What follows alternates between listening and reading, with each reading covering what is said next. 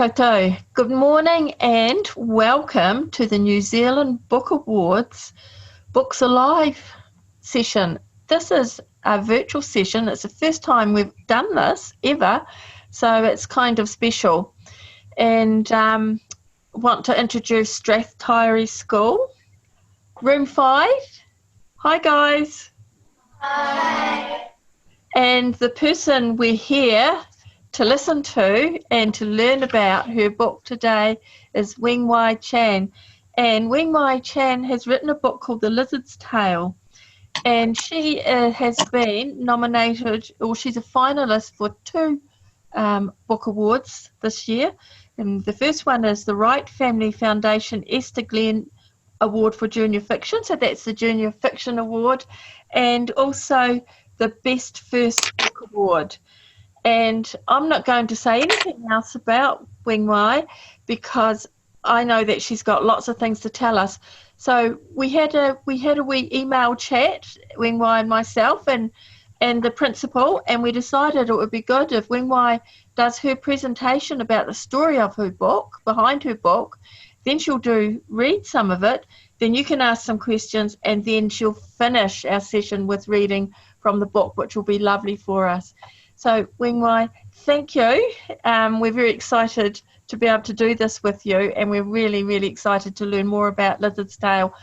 And I'm still waiting to be able to read it. I had to go onto a waiting list, which happens every year as soon as the finalists are announced. So thank you, and I'll hand the time over to you. Lovely. Thank you. Thank you very much, Ellen. Hi, everyone. It's nice to see you. My name is Weng Wai Chan, and I'm very pleased to be able to talk to you at Strath Taieri School. This is my book, Lizard's Tale, that I've written. And yeah, I'm going to talk to you about it, and we'll see how we go. So I'm going to tell you how it went from being a pile of scribble pages to something like this, because all authors start with scribble pages or things printed on the computer, just like you guys do writing, I guess, when you're doing creative writing. So Lizard's Tale is set in Singapore in 1940, just before World War II arrives there. In Singapore, World War II was mostly fought between the British and the Japanese empires. I found that time to be very interesting because in my research for the book, I discovered that there were spies on both sides who were active in Singapore. Singapore was and still is a very multicultural society, and setting my book back then meant that I had to think about how to reflect that. It's a tropical place, which means it's hot and it rains a lot, and it never snows there. It rains so much that they have to build big open drains called monsoon drains along the roads to stop it flooding all the time.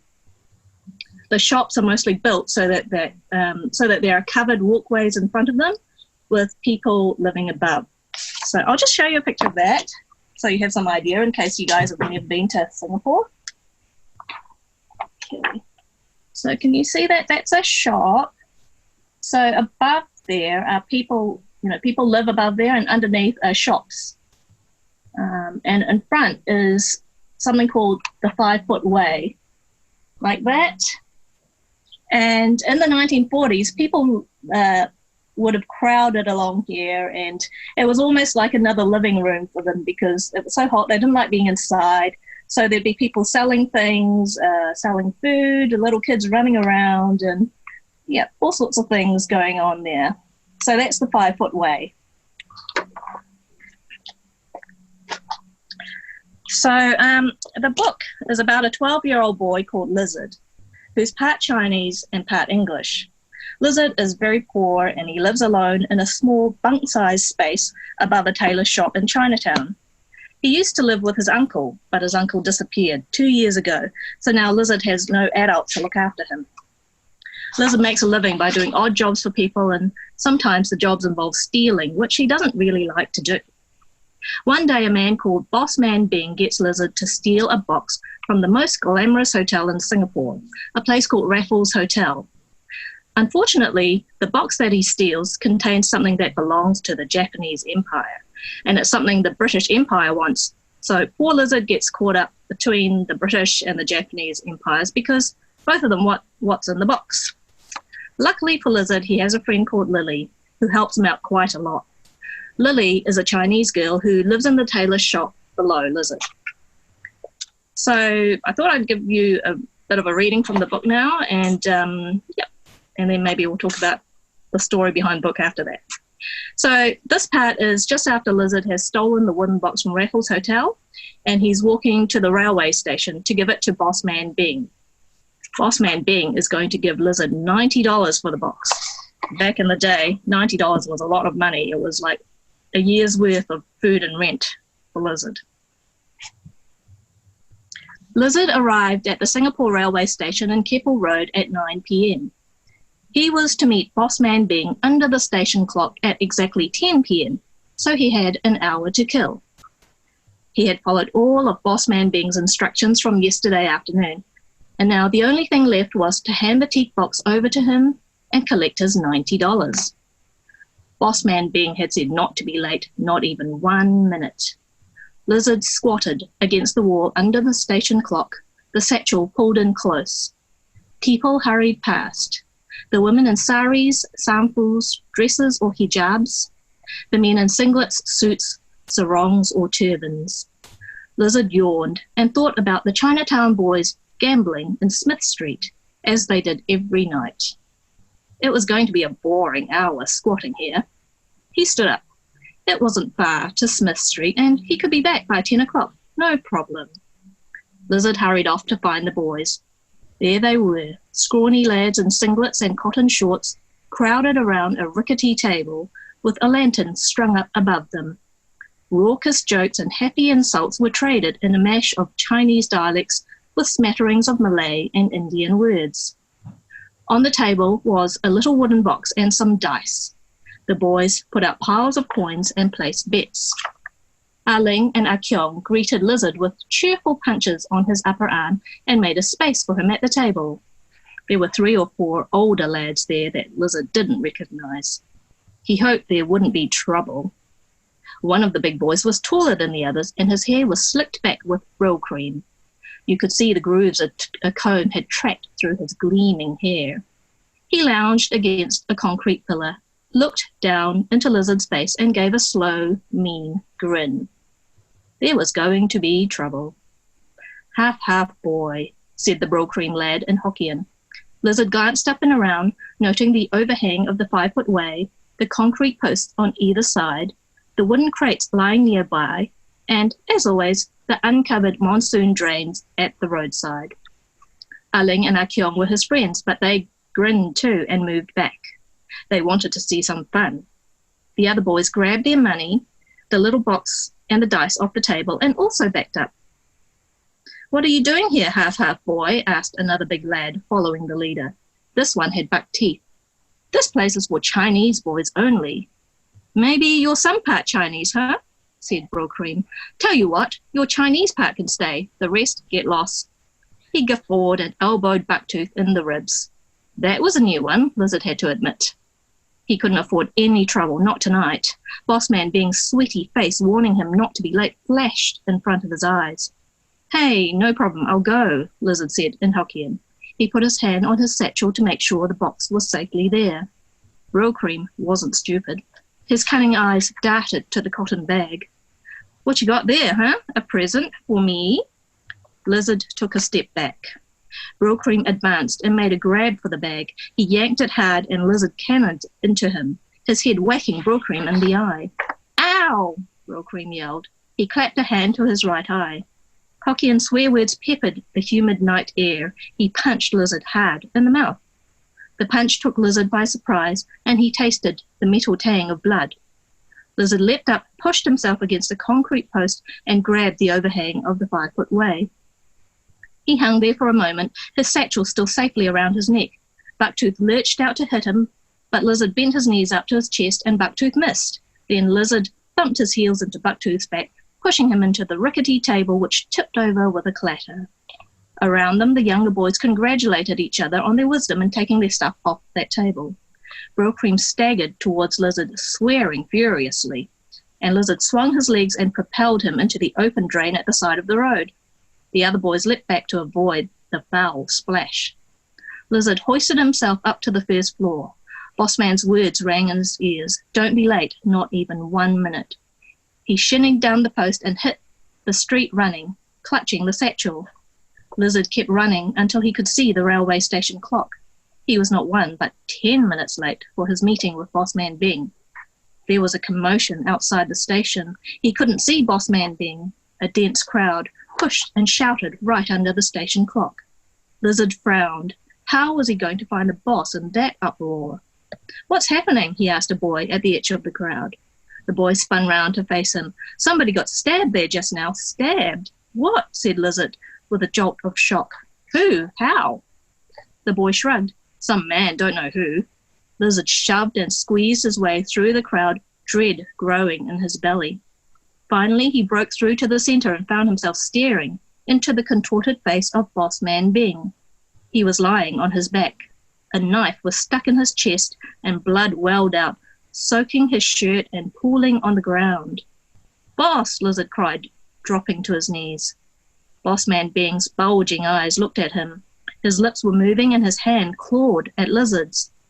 Lizard grabbed Bossman's hand and leaned forward to listen, but he couldn't hear anything over the pandemonium around him. When Bossman's lips stopped moving, Lizard gazed desperately at his face, but Man's stare became fixed and unseeing. And when the grip of his hand went slack, Lizard knew that he was dead and that he would never know what the boss had been trying to tell him. Lizard knelt in the pool of blood holding Bossman's hand, wishing he could wake up from this ghastly, freakish nightmare. That's it. So has anyone got any questions or? Did anyone inspire you to make the book? Anyone inspire me? I guess I was kind of inspired by my childhood and also by kind of wanting my kids to have something to read that they could kind of connect to, like, because, you know, we're Chinese and at that time when my kids were young, there weren't a lot of books that around that were sort of, that had Chinese people as main characters, so that did kind of inspire me. Yeah.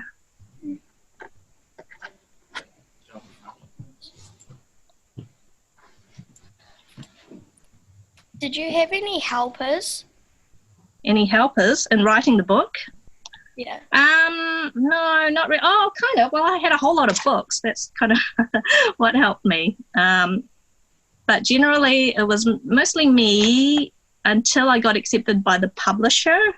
And then I had an editor who actually gave me a great deal of help. Yeah, I don't think that people generally know, but books that get published always have an editor to help you with your grammar or things that don't make sense, or you know, it's like handing your homework in for marking, except it takes place over sort of 2.5 years, so it's like homework that never finishes. Yeah. Later on, I'll show you a page where my editor has scribbled all over it and just show you what it's like. Yeah.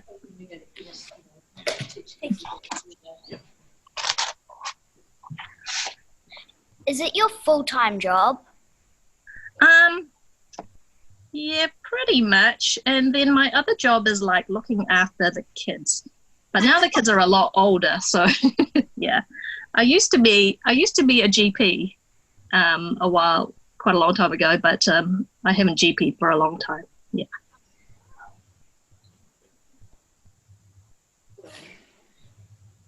How long did it take to make the actual book? How long did it take? Okay, so I started writing it in 2013, which is, 7 years ago. And it took me about a year to write the first draft. And after I finished, I sent it to someone called a manuscript assessor. So that's like a teacher again, and she pretty much marked the thing. And she really liked the first 3 chapters, but I could tell she really didn't like the rest of it. And then she wrote me a report, like it was about 5 pages long, telling me why she didn't like it. And, you know, because I had sent it to her, then I was asking her for advice on how to make it better. So basically I took everything, read it, felt really bad for a few days, and then thought, okay, well, I'm going to work on it, make it better. So then I took another year, really, to get it to rewrite 3/4 of it. So, yeah. Yeah, so then that probably took me about 2.5 years to get the first draft done. And after that, it goes to the publisher, and then you work on it again for another couple of years. So, I don't know, 3 or 4 years. That's how long it takes. Make it look like that. Yeah. Yeah. And, of course, when you make the book, I mean, the editor helps with the words, but then somebody else designs the cover. So I actually had no say in the cover. They showed it to me, and I said, wow, I really love it. And then it went on. If I didn't like it, I guess they might have changed it. But, apart from that, that's, how it gets done. What do you think your next book will be about? Well, currently I'm writing the sequel, but the publisher hasn't actually said they want it yet, so we'll see. Yeah, so I want to set it in not so much in Singapore, but in Malaya. Back then it was called Malaya, but now it's called Malaysia, so there's sort of more jungles in it. It's not so city-based. So this book is entirely set in Singapore, whereas my next book is going to be more jungle, more rural. I think there's going to be like a passenger sailing ship in it. That's what I'm planning. Yep. So I'd like to ask, how much of this comes from your own experiences or your family experiences? Okay, so I was born in Singapore and we moved here when I was 8. My father used to tell us a lot of stories about his childhood in Singapore, and he grew up in Singapore in the 1940s. And so he was a child when the Japanese came to Singapore and took over. So he lived through that time where there was war, and a lot of it comes from there. The tailor shop that Lizard lives above, that tailor shop is based on my father's family's tailor shop. So I remember visiting it in the 70s, but back in the 40s, they were actually very, very poor. And my father had like quite a tough childhood because his father was an opium smoker and his mother died of TB when he was 14. And then when he was 7, that's when the Japanese came and very dramatically announced their arrival by dropping bombs, and a lot of the bombs hit Chinatown, which is the district where my father lived. And the family all rushed down to the tobacco factory, which was 2 doors down, which was a big concrete building, so they all hid in there. And so the worst thing that happened to my father's family was that one of his brothers went out, and basically he never came home. And, basically the assumption is that the Japanese captured him and for some reason killed him. Yeah, so that was the saddest thing that happened. But life during that time for most of the population was really hard because there got to be less and less food, and the Japanese were very tough in a lot of ways. But in a lot of ways it also settled down into sort of a new kind of normal. Yeah, so quite a lot of it is sort of based on that. But a lot of the book is also set in Raffles Hotel, which is a very glamorous hotel, which is still there in Singapore and still an extremely glamorous hotel. But neither my father nor me had anything to do with Raffles Hotel when he was a child or when I was a child, because it was only like 2 kilometres away, but it might as well have been another world away. It was just not part of our experience. Yeah. So which of the characters in the book are you? Well, to be honest, I must be all of them because I made them all up. But it's an interesting thing when you write a book because you want it to be interesting. And if nice things happen to the characters all the time, it's really boring. So the characters have to have quite a tough time of it. But that's kind of hard when you invent a character because you don't want the character to suffer too much. So there was a part of the book that I changed because I'll read it to you a bit later, but there's like someone who's out to get Lizard. And initially when I wrote it, Lizard got away very easily. And when I came to look at it, I thought, wow, that's kind of a bit easy. I'm going to make this guy actually, lay a hand on him and see what happens. And it really it's amazing how it changes the story when you actually allow bad things to happen to your characters. Yeah. Oh, there's also a girl in it who's like a tough sort of girl, and she has secrets of her own. Has anyone read the book, by the way? No. No? Oh, okay. Is it in your library? In the library? No? Okay, well, it's in the Dunedin Library, so if any of you go there. We just checked earlier, and it's run out of stock. Excellent. Good. I'm pleased to hear it. Yeah. So so it's a book about spies and things, and it was really fascinating to me because I wrote the bad guy in the book, and the bad guy was a person who had a particular job. And then as I was doing the research, I discovered that there actually was a spy who was doing the same job at the same place that I had put him in. And so I read up as much as I could about this guy. And it turned out that he had been a spy in Singapore for many years before the war came, and doing his cover job, and no one suspected that he was a spy until the Japanese occupation arrived. And then people were very surprised to see this man turn up as a lieutenant colonel in the army, and he was an active intelligence officer the whole time. So that was really interesting to me. So I kind of took this guy and fictionalized him and made him into my bad guy. Yeah. Yeah. So would you like to read another little bit? Yeah, sure. Okay, this part here.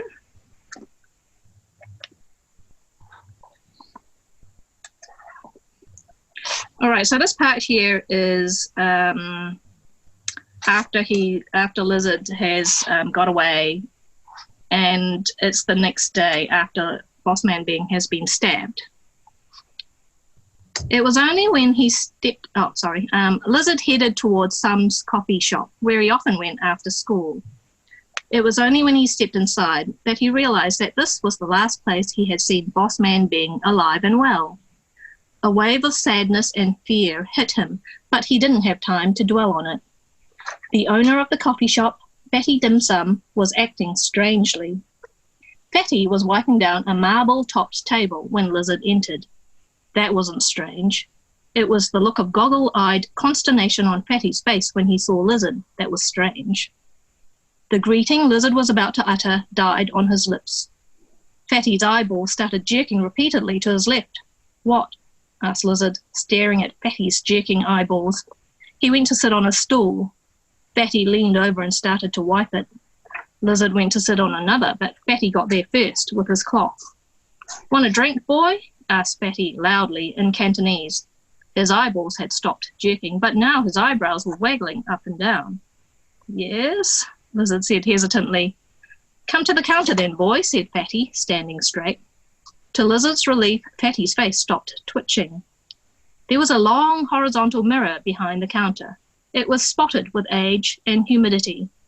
Fatty turned his back to pop the cap off a bottle of raspberry drink, but Lizard could see Fatty's face in the mirror. He saw Fatty's eyes start jerking again, this time to his right, and Lizard half turned to look in that direction. He stopped at Fatty's glare of horror. Instead, he looked in the mirror and saw the reflection of a man with a shaved head sitting in the corner by the door. Even sitting down, he looked big and tall. He held up a newspaper, but his cold, dark eyes were looking over the top of it, at Lizard. Lizard felt a chill in his neck. Nothing about the man looked friendly. Lizard looked at Fatty in the mirror again and saw him fold a white cotton cloth into a rectangle, then spill raspberry drink on the counter. He dipped his finger surreptitiously into the liquid and dotted the finger onto the rectangle. Lizard stared at the red circle on the white rectangle. It looked just like the Japanese flag. Fatty glanced at Lizard, satisfied that he finally understood, and blew his nose noisily into the white cloth. He turned from the mirror and handed the bottle of drink to Lizard. Lizard left with his raspberry drink. He tried to look relaxed, even though he could feel the Japanese man's eyes burning into him as he walked out the door. He stepped into the 5-foot way and sighed with relief, prematurely as it turned out.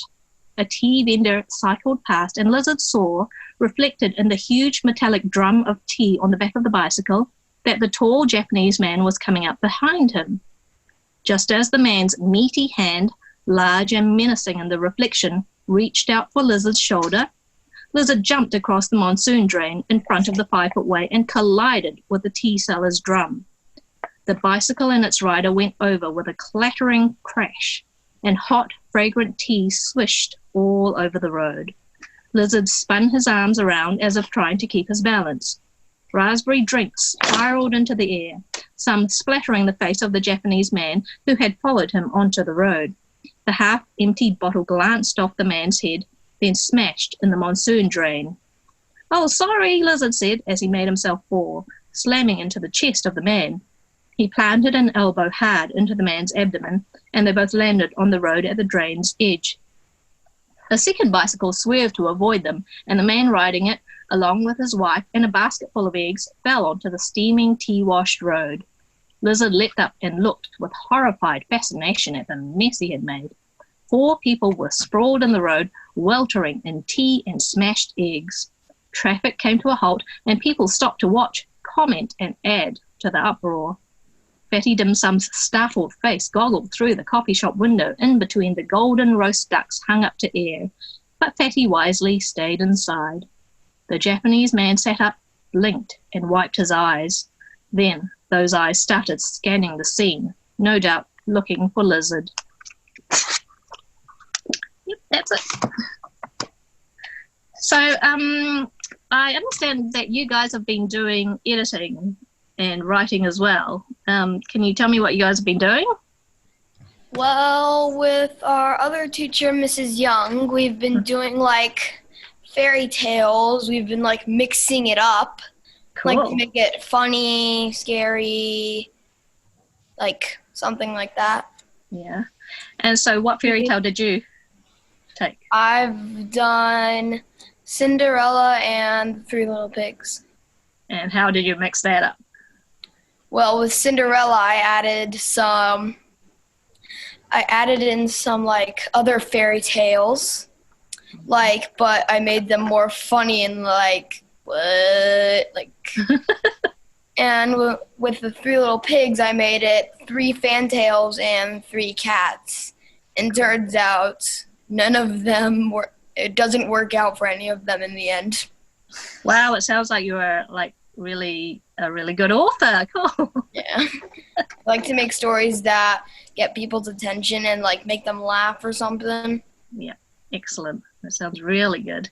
So like with editing the writing, I found that when I was reading through the book, if there were any bits that I found I wanted to skip over, then I knew that bit was boring. I was like, okay, that bit's got to go. And I think when you're writing, you've got to be ready to take out things that aren't working.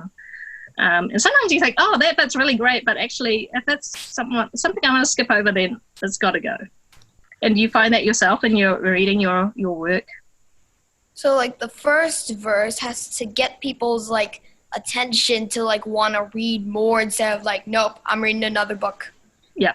And then the middle verse, you can like make it like with drama and stuff, or make it funny. And at the end, you have to make it like something like sad or happy or something.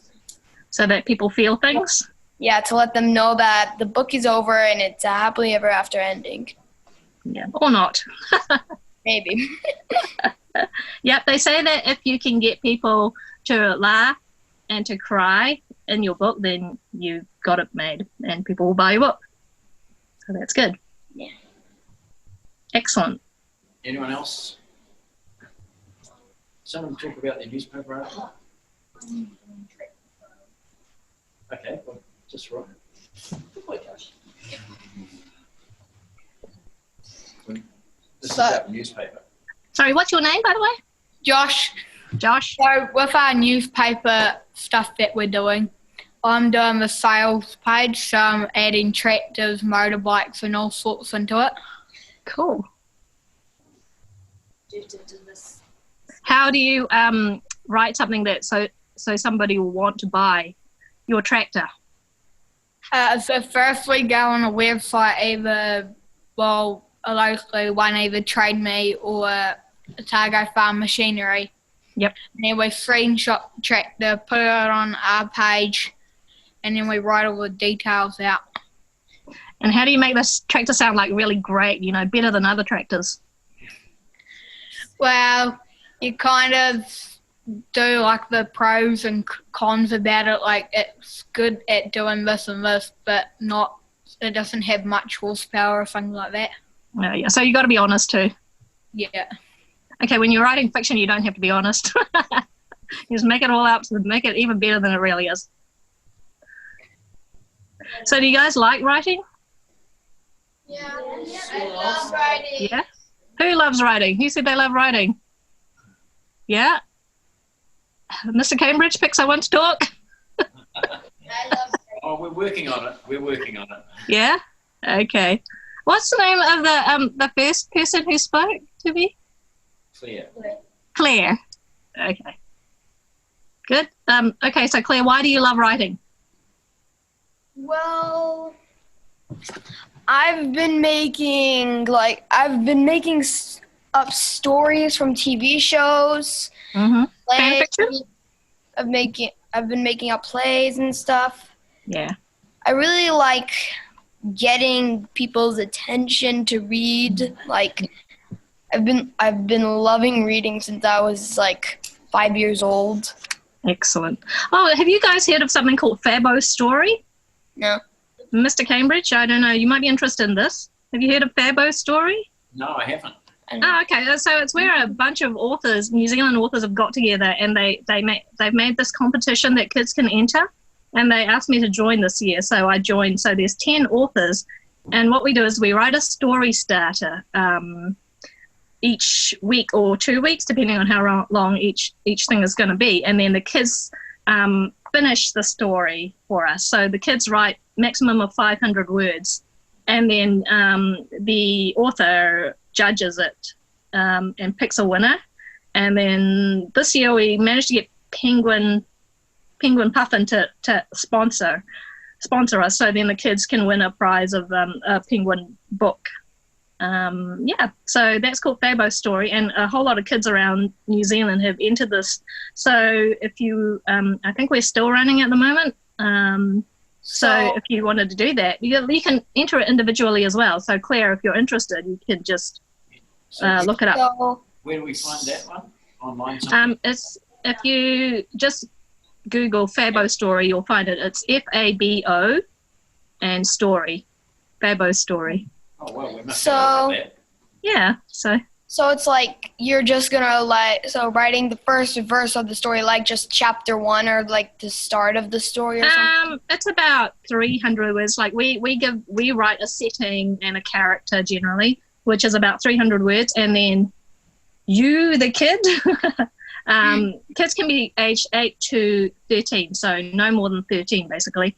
And then you write the story and you send it in, and we notice that there are a number of kids who enter every week who are really, really keen, and it's really exciting. Like when it was my week or 2 weeks, I had 140 entries, so I had to read through 140 stories, which I found really amazing, because kids, it was such a variety of things. Like you give them one setting and one character, and it's amazing what kids come out with.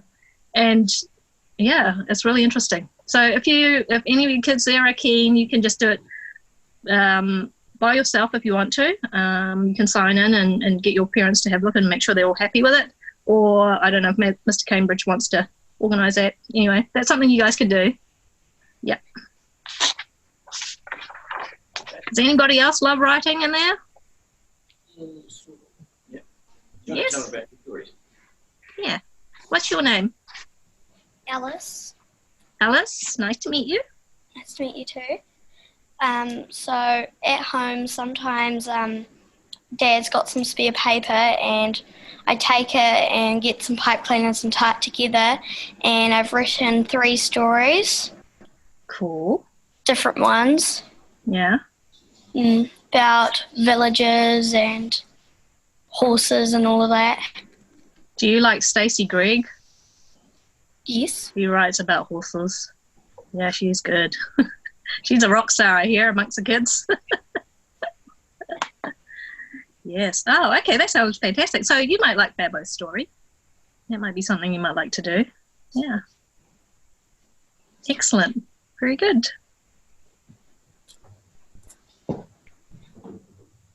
Yeah, I read them one story to get them started last week about a yacht race that I took part in. Oh, cool. And I explained that I spent a month writing that with various classes when I was just relieving. And Wow. it took me a month, and that was only sort of like a 2-page, 2 A4 page story. But I spent a month with different classes before I was happy with what I got. So, Wow, that's great. Yeah, writing is not as easy as you think. I'm writing another one about a climb of Mount Cook that I did 40 years ago. And Fantastic. it's been dormant in between the left ear and the right ear for 40 years. I'm finally getting it out. That's really good. Fantastic. Actually, there are quite a number of other competitions that you could enter, Mr. Cambridge, around the country. If you look up the New Zealand Society of Authors, it tends to have a list of competitions that anyone can enter, from what's called flash fiction to short stories. And you can write longer pieces, but the competitions a lot of them tend to be either very short flash fiction, which is I think up to 100 words, which is, very short, or short stories. So that's something you might like to think about. Yeah. Well, these started out as recounts mainly for my sons, but for family. But I really enjoyed writing them. Surprising how much. But the long one the big one is taking quite a while to work on. I need time to do that. Yeah.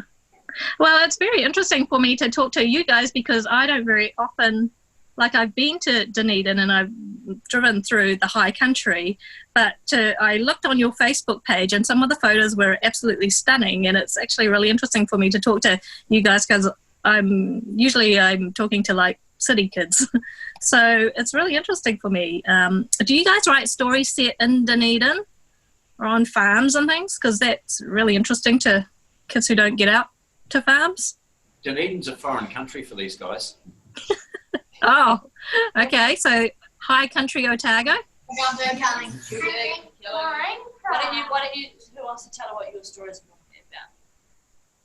Yeah, go around each of you and put your hand and take a turn. What's yours, Josh? You in tractors? We're going to farming. Yeah. Come and have a turn. I like pig hunting, farming, and tractors and all sorts of stuff. Okay, now you see, pig hunting is completely unknown to me. It's as unknown to me as, a tropical rainstorm is to you probably. So if you wrote a book about pig hunting, I would be really, really interested to know the details of that and what it's like to be out in the bush and what sort of gun you use and, what the bullets you use in it are and what you do once you've shot the... Yeah, that all stuff is really interesting. Completely, unknown to me. So when you write your story, you've got to put in all those details so that I can see it in, in the way you describe, because that's not an experience I've ever had. Yeah. Okay. Cool. Well done. I like farming, hunting, and driving stuff. Driving stuff. What kind of stuff? Trucks and tractors and motorbikes. Yeah. How old are you? 9. You're 9 and you like to drive trucks. That's awesome. So I have a daughter who is 19 and she's learning to drive a car. I'm going to tell her about you. What's your name? Jacob. Okay, I'm going to tell her about you, Jacob, and how you're 9 and how you drive trucks and stuff. Not just trucks.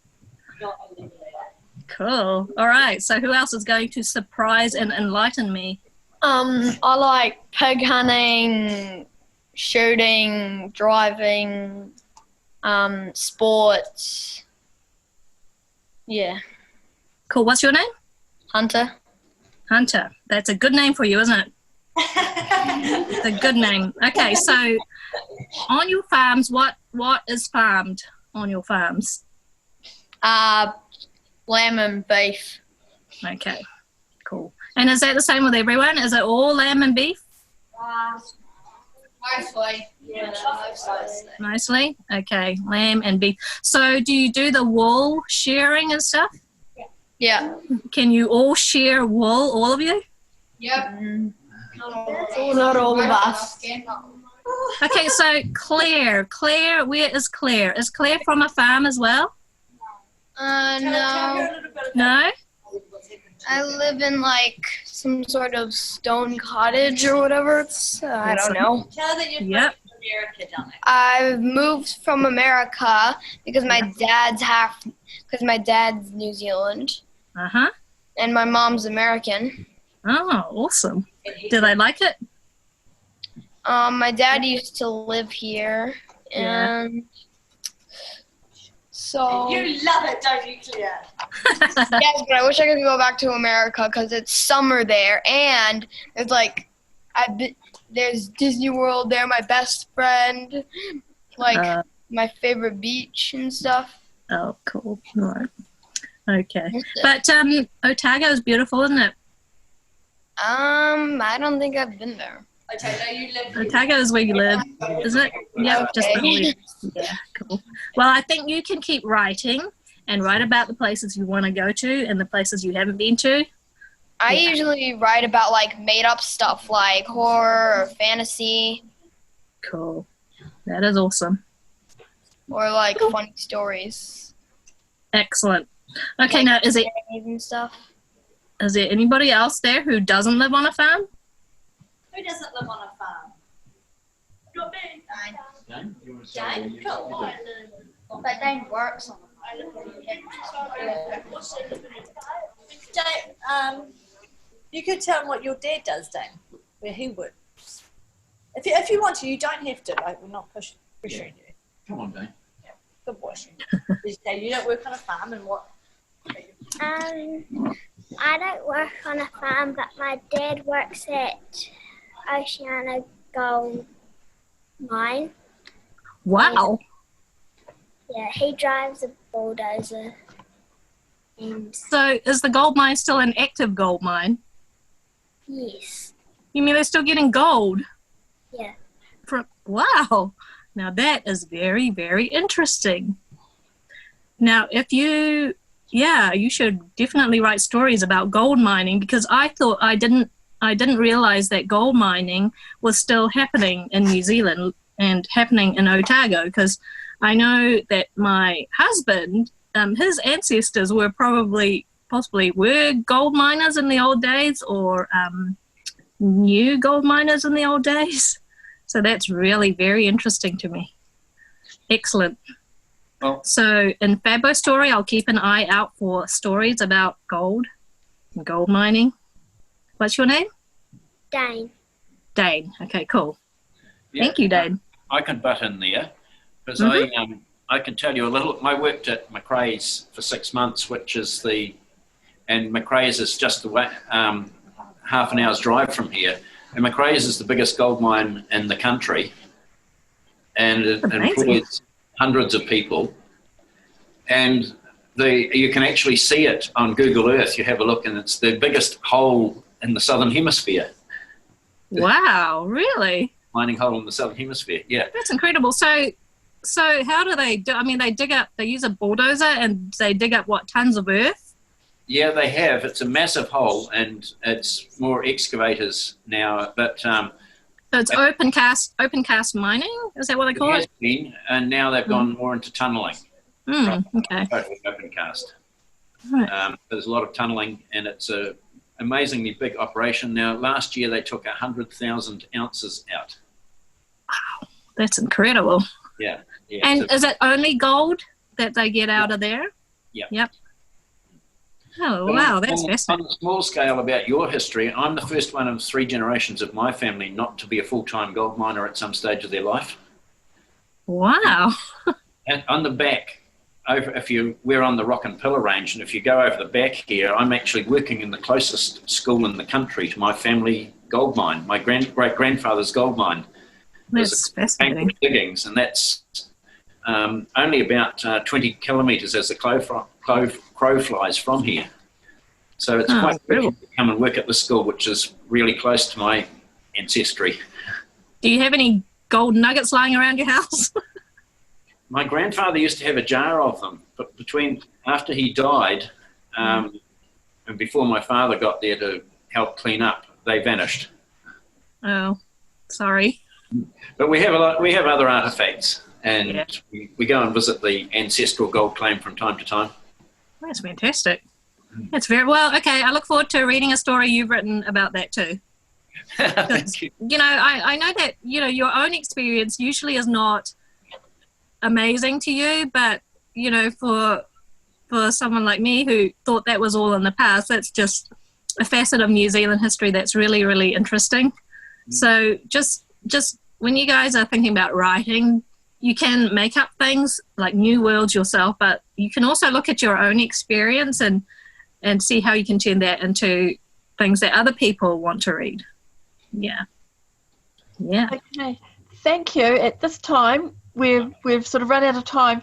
I've just loved hearing from your life and what was behind your story about Lizard, Weng Wai, and I've really loved listening to and hearing from the children at Strath Taieri School. But we've run out of time, and so we need to wind up, and I want to thank everyone who's participated today. I want to thank all the children from Room 5 at Strath Taieri School. What wonderful experiences you have in your life. And it's really weird because Strath Taieri, like Dunedin, like Mr. Cambridge said, Dunedin is almost like an alien world or a different world.